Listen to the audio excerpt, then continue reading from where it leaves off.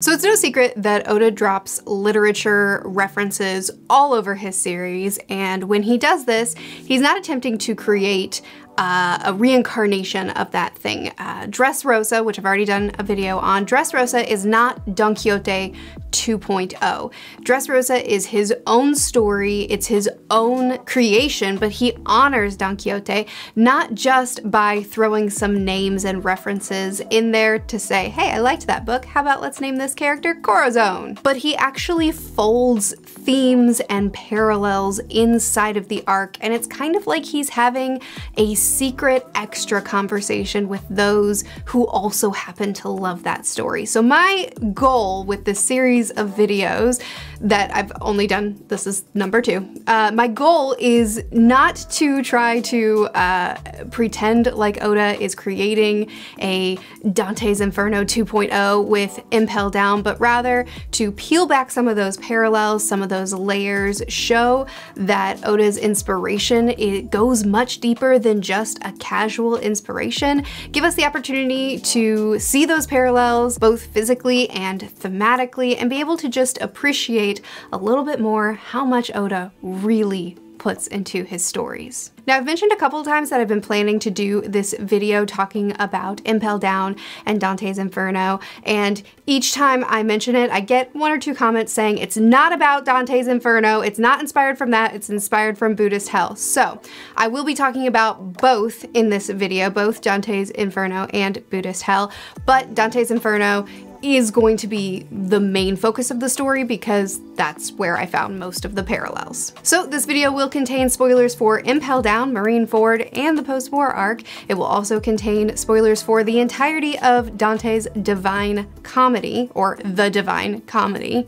There will be an emphasis on Dante's Inferno, which is the most popular section of the story, but there's also going to be a really big emphasis on part 3 of his epic poem as well. And we'll also be talking about Buddhist Hell, but I don't really think that's spoilery. I don't think there needs to be a spoiler warning for that. I'm also, as I talk about part 3, Paradise of the Divine Comedy, I am going to dip into full series spoilers because there are some really strong parallels to recent chapters, and we have a lot of theory fodder to uncover in this video, but I will give spoiler warnings before we get to that point. There will be chapter timestamps in the description, so you can easily skip over it if you are an anime-only watcher. But if you're a manga reader, do stick with me to the end because there's some really cool parallels on recent chapters that we have to discuss in this video. Now, the Divine Comedy is an allegorical imagining of the soul's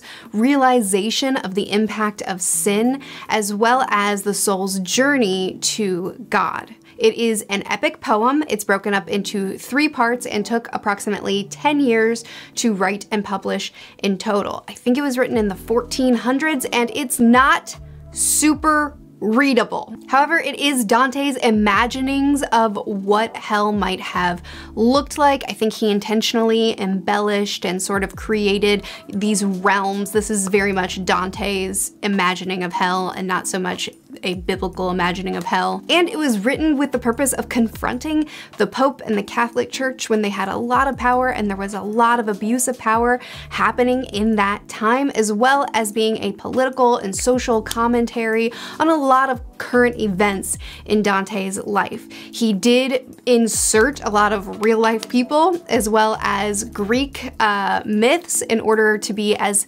stand-ins to illustrate his point, because again, this is a poem, it isn't a novel, so he's not creating new characters, he's discussing ideas and he's just inserting certain well-known people or characters as stand-ins to help kind of illustrate his point. Anyway, in the world of One Piece, let's say you've lived a long, happy life as an adventuring pirate, thieving, maybe doing a little bit of killing, generally living a life of crime.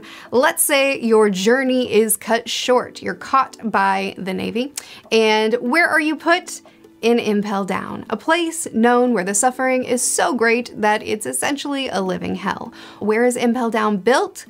Underwater, deep underwater. Very reminiscent, and both the location and the things that we witness inside are very reminiscent of the underworld. So Impel Down begins with Luffy touring hell. This is also how the Divine Comedy begins. Dante himself is found at the gates of hell, and he is shown around by various tour guides, various wardens, various people, the different levels of hell. So the beginning of Impel Down is very reminiscent of Dante's Inferno in the way that the main character enters this location and is kind of shown around. Here is your tour guide for today's tour of hell. But as far as the actual levels, that's going to take up a good portion of this discussion today. I'm not going to get into all the details on the different levels of Dante's version and the Buddhist version, because honestly, it's very deceptive how many there are. Like, there's technically 9 for Dante's Inferno, but once you get to the innermost circles, it starts breaking up, and then there's 3 subversions and there's 10 subversions of this one. Same for Buddhist hell. The most commonly known version is the 8 levels of fiery hell, but there's also 16 sub hells for each of the main hells, and then on top of that there's also 8 cold hells and 16 sub hells for those.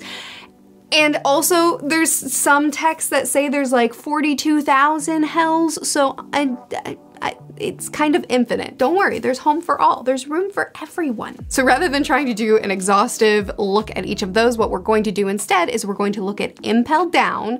We're gonna look at the 7 levels of Impel Down, and I will quickly give you a parallel for each in Dante's and Buddhist for each of the 7 levels. I don't think Oda tried to be a one-to-one comparison to either of these in his levels of Impel Down. I think probably what he did is he just read through a list of different versions of this and the tortures that coincide, and then just picked some for his own story. Level 1, Crimson Hell. This is where there are trees and grass that are basically made of needles or sharp objects, and as you move through this level, you will get sliced to bits. For this one, there's kind of a vague Dante parallel, but the most obvious parallel is in the 3rd level of the hot Buddhist hell, which is the one that I'm going to be focusing on for this video because it's the most commonly known and most commonly cited one, as far as I could tell. So the way Buddhist hell works is the 1st level is for the murderers, 2nd level is for the murderers and thieves, 3rd is murderers, thieves, and those of sexual crimes, then it's murderers, thieves, sexual crimes, plus lying, and it's just basically, it starts out here, and the more bad things you do, the further down you go. So number 3 is for murderers, thieves, and liars. So you get crushed by 2 mountains, and also this awesome other thing where there are trees made of basically the same thing as Crimson Hell, except that there's a really sexy hot lady at the top of the tree beckoning to you.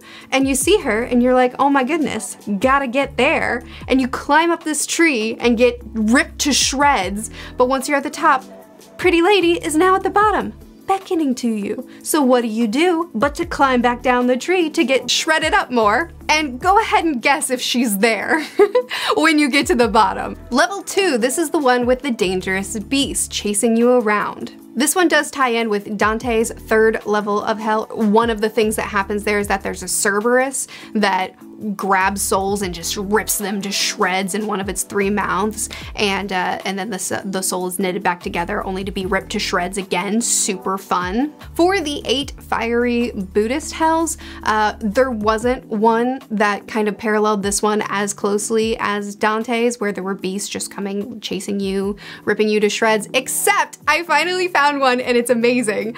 It is in the 8th hell. No, it's one of the 16 sub-hells of the 8th hell, which is the biggest and the baddest, which we'll talk about in a little bit. But this one is the hell of the flaming cock. So Oda's version in level 2, there's a basilisk, which I think the myth is something along the lines of a rooster egg that's sat on by a snake then hatches a basilisk. I'm pretty sure that's the myth. And Oda's version of that is a giant evil rooster. This Buddhist sub-hell has a giant flaming rooster, we'll call it, that just chases you for always and eternity. You're constantly running from a flaming rooster. And I just think, I don't know if Oda did that on purpose, but I could see, can't you see Oda just reading through the thousands of versions of hell and getting to that one, laughing and saying, you're not gonna know the reference unless you know the reference, but here it is. Here's the flaming cock that chases you down the halls. I also want to mention that the security in Impel Down isn't stellar. You can move about if you feel like it pretty easily. If you want to escape from the sharp objects of level 1, just hop down to level 2. It'll be okay.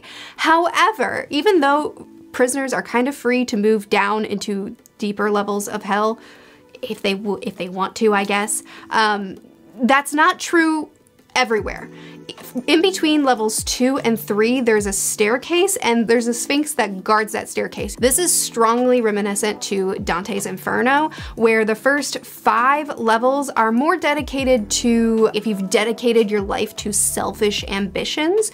But after the 5th level, there's the City of Beasts where fallen angels, I believe 3 fallen angels, are set to guard the gate leading into the innermost rings of hell. At the beginning of Dante's Inferno, there's a big wide open gate where anybody can enter if you want to.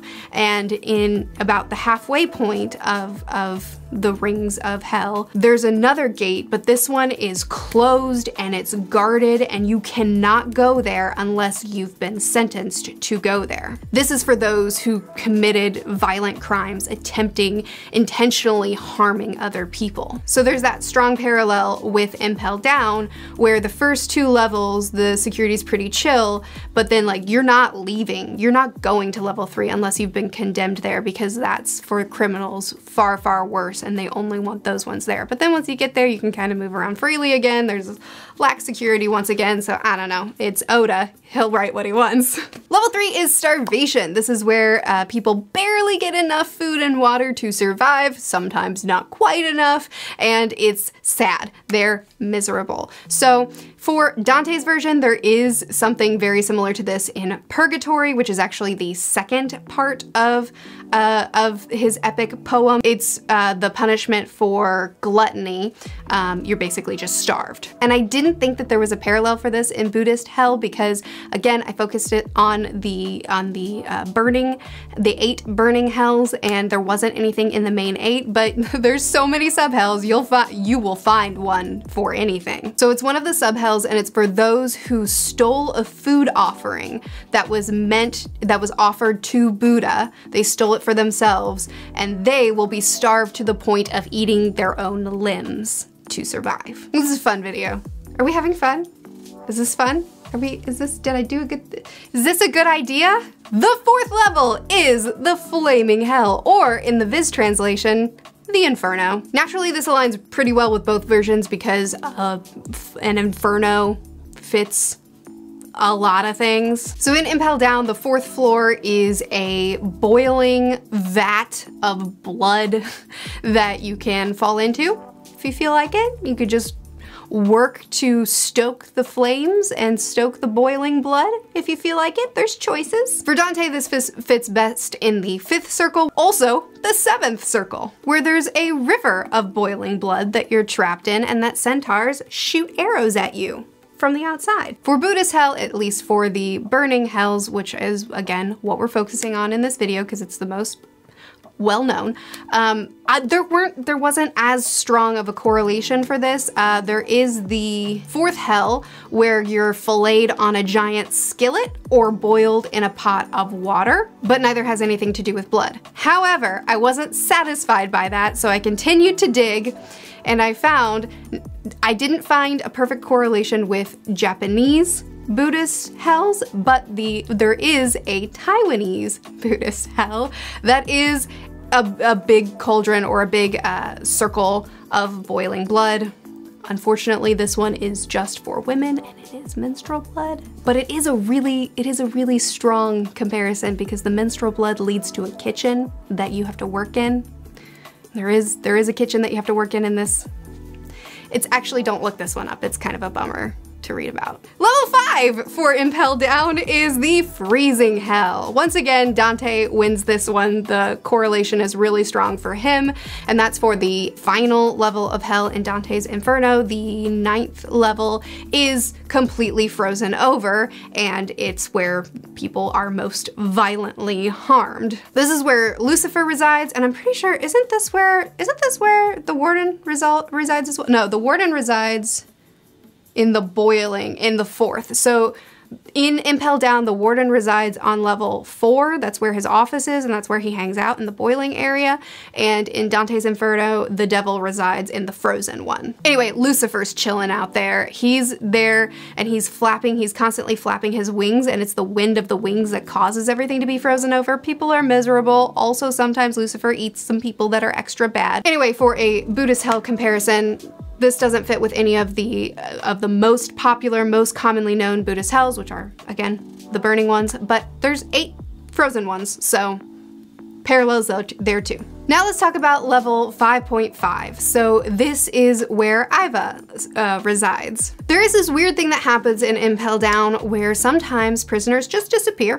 They're just gone for a while, and the wardens, the prison guards, the people in charge of the torturing, they just assume, some demon carried them off and took them to real hell for a little while. They'll be back, or maybe they won't, and in that case, they're probably dead. It's a weird headcanon that they've come up with, but that's fine. Anyway, New Kama Land, run by Iva, it was tunneled out at some point by someone else, and now Iva runs it. This is basically a respite for those living in hell. So they can come here, they can get food, they can get drinks, they can get parties, they can get gender swapped, they're just chilling. And while you could make an argument that this kind of parallels the middle section of the Divine Comedy, Purgatory, I think that it even more closely resembles a thing that happens among some Buddhists where some people will say that they had, I'm not sure if it's a physical thing or if it's a vision, but they'll go to hell, see a relative, and provide that relative with comfort or with provisions, and return and be able to pray for them and lessen their sentencing. Because in Buddhist hell, you're there for a period of time before you're reincarnated, and it could be like a bajillion years, but you're there for a period of time, and those people that visit hell and visit their relatives can potentially lessen that sentencing time that they've been given. But they're essentially providing provisions and comfort in hell for people, which I think really well parallels what Iva is doing here with New Kama Land. Level 6, this is for the worst of the worst. This is for the enemies of the world government, those that have made a mockery of their name and now they want them erased from history.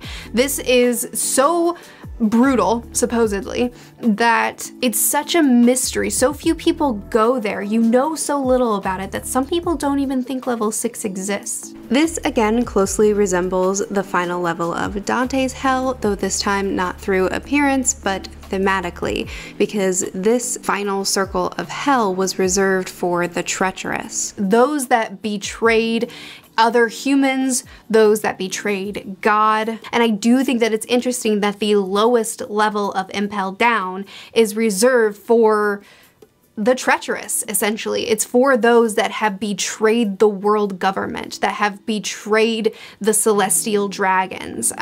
People like Crocodile, who they made into a warlord of the sea, and then he used that power to kind of run his own crime syndicate and to do his own thing, and he made a mockery of the gods, the celestial dragons, which is the ultimate betrayal. So they wanted him erased from history. They wanted him gone. And that's true of all the people in this area. They are the ones that were essentially the mistakes of the world government. They were the ones that committed the greatest crime, betraying the ones that call themselves gods. But it also has some similarities with the final level of the Buddhist burning hells, because there's a lot of discussions around, or rather there's a lot of mysticism around this. Like, some people won't even talk about the 8th hell because they say that it's so egregious, it's so horrible, that if you were to know what's there,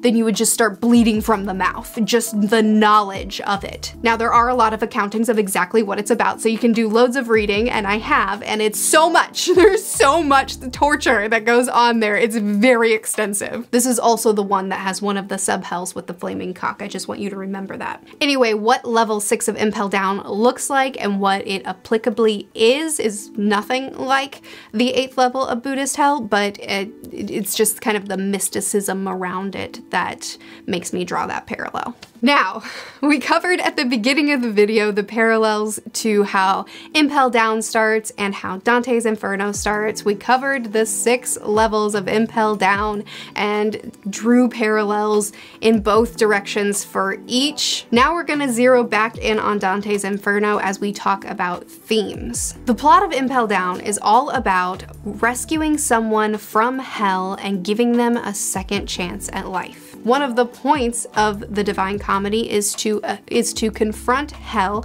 so as to save people, to like wake people up, save people from potentially going there, and give them a chance at a new life. And specifically Purgatory, the middle portion of this epic poem, is all about that second chances. It's about redeeming yourself from the choices you've made so that you can have another chance, that second chance. And in fact, I kind of think that all 3 of these arcs, Impel Down, Marine Forward, and post-war arc, really parallel quite well with the 3 portions of Dante's Inferno. The Inferno, Impel Down, is going through the levels of hell. From there, in the Divine Comedy, you move on to Purgatory, which is all about redemption from sins and second chances. Marine Forward, in a lot of ways, is about that second chance. It's trying to free himself from the sentencing that he's received and get a chance at that new life. Part 3 of the Divine Comedy, Paradise or Heaven, is about salvation,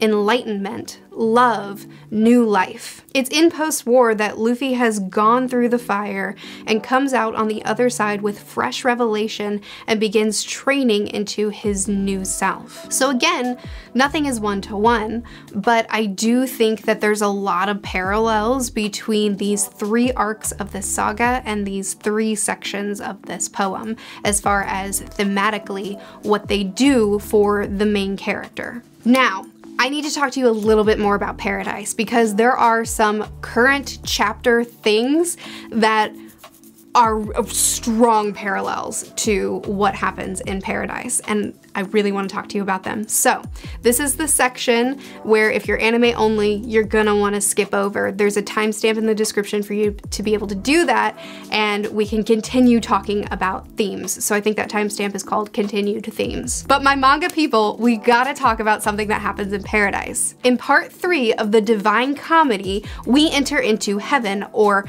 Paradise. In Paradise, we have 9 spheres that are represented by 9 celestial bodies. Now, of these celestial bodies, care to take a guess how many planets are listed? 5. Would you like to guess which ones? Now, each of these planets had a positive and negative attribute assigned to them, and I'm not going to pretend that the attributes assigned to them are the same as the attributes assigned to the 5 elders, or rather, what they're in charge of. Although I won't pretend that I didn't spend too much time trying to make connections on this. So instead, I'm just going to quickly tell you what each of the planets represent in the Divine Comedy so that we can move on to talking about the other celestial bodies as well, because there's connections with those too. So we have Mercury, which represents those who did good out of a desire of fame, but whose ambition ruled them and lacked a sense of justice. Then we have Venus, the planet of lovers, those who loved people and God well and who were good at self-control. Mars, which was associated to warriors of the faith, those who gave their lives for God, and Jupiter, which held the rulers who displayed justice. And the final planet mentioned is Saturn, and that's for the contemplatives, or those who embody temperance or self-restraint. But there were more than 5 celestial bodies.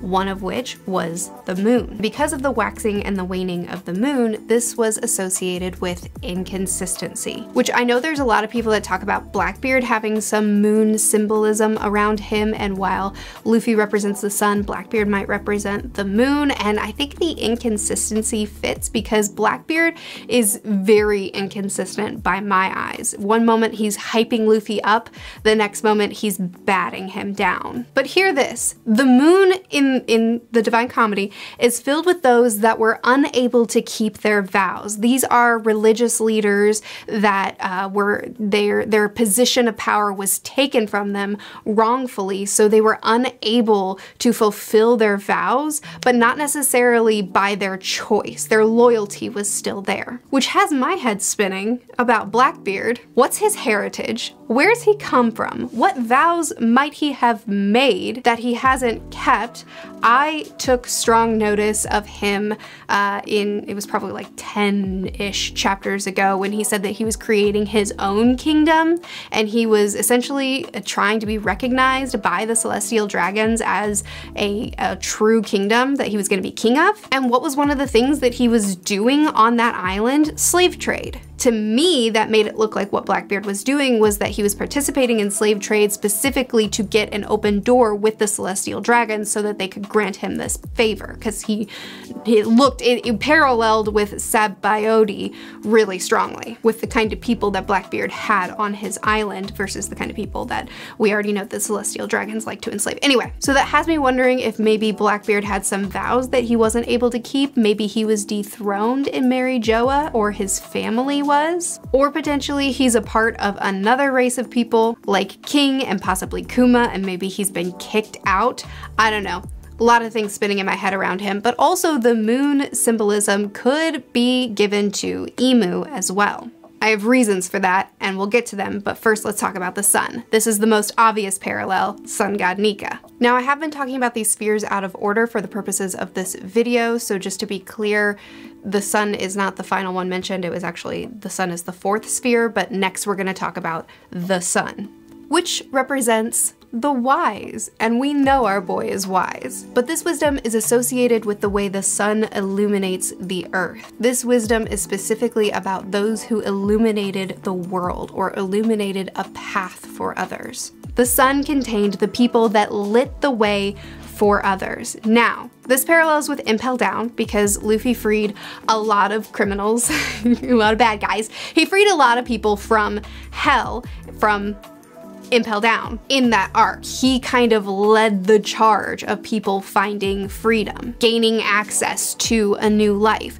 But then in the series as a whole, he is the light bringer. He is the one that leads people into freedom constantly. In every arc, he lights the way for people to find freedom. Now, we've gone over the 5 planets as well as the sun and the moon. Now let's get back to talking about these things in order. After we visit all of these celestial bodies, the next thing that we visit is the 8th sphere, which is the fixed stars. This represents faith, hope, and love. And I'm gonna be honest with you, I don't see a parallel to One Piece on this one. Maybe there's one that's obvious to you, but I didn't know what to do with this one. However, the 9th sphere is the angels. This is also where the creation of the universe is explained to Dante, as well as the roles of the angels. Now, one last thing. In the end of the Divine Comedy, we meet God, or Dante meets God. And he goes to this place that's beyond the physical, that's beyond the realms of reality, and it's in the shape of a rose. This is the place that contains the fullness of love. At least that's how I understood it. Anyway, at first when I read this, I was thinking, oh, well then if we see a rose come into this story, we know that Oda really is pulling from this. And then I remembered the flower chamber. So the question is, if I didn't just make all this up and all these parallels aren't just in my head, but actually something intentionally done by Oda, what purpose does Emu serve? It's possible that he is actually the one representing the moon, someone who failed to keep their vows and was kicked out of their position of power. Emu certainly failed to keep their vows. I just realized I've been saying his, and we don't know what gender Emu is. It's a habit. Anyway, Emu failed to keep their vows. And one would think that the story is leading to him being kicked out of his position of power. And he does spend a lot of time in this room filled with flowers. And the place where the rose is in the Divine Comedy contains the fulfillment of the story, the image of God, the revelation of his love, the oneness and unity with God that Dante ultimately obtains. So, what's in this flower room? What's Emu got in there that's going, I mean, we know that the hat is probably, that frozen hat is probably in that area. Or it's possible that he's a creation uniquely Oda's that just serves as a blockade between us and the rose or the throne of flowers. The blockade between us and being able to get to the knowledge and the revelation that we're meant to have at the end of this story. Anyway, pulling back out of the spoiler territory, I don't have any answers for all that. I just think that there's a lot of theory fodder here, but that's all I've got for you, so you go ahead and theorize if you feel like it. But anyway, pulling out of those spoilers, getting back into where the anime-only people can join us, Dante's Inferno ends on a very hopeful note. Dante finally sees God, is filled with the revelation of his love. After going through all these levels of revelation of pain and suffering, he's now in a place of unity with God, which was the point of it all. And in the end, Dante's poem ends on love. The whole point of Dante's poem, other than being a social, political discussion piece and like, I'm trying to talk to you about something, other than that, the whole point of Dante's epic poem is a journey of love, a journey to love. Impel Down, Marine Ford, post-war, is a story of love. It's the story of a brother who loved a brother enough to go through hell and try to save him from it. And while he does lose his brother, and it is devastating, he does come out on the other side with a tremendous amount of hope and a revelation of the family and the love that he still has, as well as stepping into a new version of himself. This video was a lot. Thanks for staying if you happen to still be here. My goodness. Spending days reading about various methods of pain, torture, and suffering has been pretty depressing. So I gotta say, I'm real grateful that Oda made his version of hell funny. And it is funny that Oda decided to take an arc modeled after hell and make it one of the funniest arcs in his series. And it's one of my favorites. I love this arc. But researching and planning this video was a lot, so I really hope you liked it. I am not an English major, a scholar, a Buddhist, basically all the things I'm talking about, I did my best to do them justice, but if I got something wrong, or if there's things that I missed that you'd like to elaborate on, please feel free to chat with me about it in the comments. If you like One Piece videos, I post one nearly every week. And if you like my shirt, it says Nakama, you could check out my merch. It's linked in the description. I post videos every Monday and Friday on this channel, Tuesdays and Thursdays on my other channel where you can keep up with what I'm reading. Currently, I'm reading through Monster with my friend, and I'm about to start Dragon Ball on my own. Well, it's gonna be a buddy read with a bunch of other people. Anyway, I'll see you again soon. Bye.